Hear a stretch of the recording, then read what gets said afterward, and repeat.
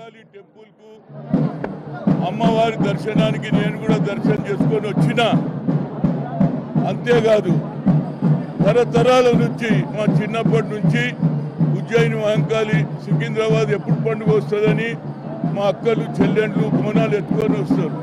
వాళ్ళ కోరిక కూడా మంచిదే, మాకు మంచి మొగడు దొరకాలి, మంచి అత్తమామలు దొరకాలని వాళ్ళు కూడా ఆలోచిస్తారు. అదేవిధంగా రైతులు అంటారు మాకు మంచి వర్షాలు పడాలి, మంచి పంటలు పండాలి అని కోరుతారు. నిరుద్యోగులు కూడా ఏమడుగుతున్నారు, మాకు ఉద్యోగాలు కావాలంటున్నారు. రేవంత్ రెడ్డి గారు నిన్ననే చెప్పిండు కదా, జాబ్ క్యాలెండర్. ఇక చూడు అందరికి ఉద్యోగాలే వస్తాయి. అదేవిధంగా 2 లక్షల రుణమాఫీ కూడా చేశాడు. ఢిల్లీకి పోయినా పోతా అమ్మవారి దర్శనం చేసుకొని కూడా పోయిండు. ఇక మీద పోయి సోనియా గాంధీ దర్శనం చేసుకుంటాడు రాహుల్ గాంధీ. కనుక వాళ్ళు కూడా ఏమంటారు, వాట్ అబౌట్ 6 డిక్లరేషన్ చేస్తున్నావా లేదా అని అడుగుతారా లేదా? కానీ మా అపోజిషన్ వాళ్ళు ఎంతసేపటికి ఏం చేయలేదు. అరే మీరు 10 ఏళ్లలో ఏం చేసిర్రా బాబు? హరిజన్ ముఖ్యమంత్రి అంటే చేసిర్రా? అదేవిధంగా నరేంద్ర మోడీ 2 కోట్ల ఉద్యోగాలు ఇచ్చిండా? Black money తెస్తానని తెచ్చిండా? 15 లక్షలు జమ చేసిండా? కనుక ఇవన్నీ జరుగుతూనే ఉంటాయి. కానీ అమ్మవారిని ఒక్కటే కోరుతున్నా, మా కొత్తగా ఏర్పడింది, కొత్త సర్కారు వచ్చింది, మంచి పంటలు పండాలి, మా పిల్లల భవిష్యత్తు బాగుండాలి.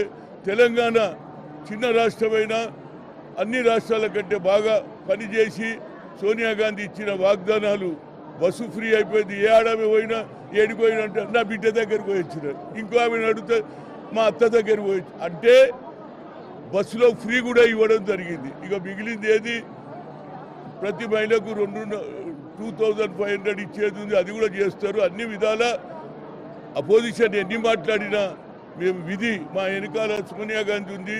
అదేవిధంగా ఇవాళ ఉజ్జయిని మహంకాళి టెంపుల్ ఉంది, అమ్మవారు కూడా తప్పనిసరిగా చేయమని చెప్తుంది.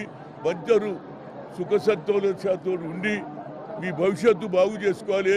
తెలంగాణలో ఇతర రాష్ట్రాల కంటే నంబర్ 1 రాష్ట్రంగా కావాలనేదే నా ముఖ్య ఉద్దేశం.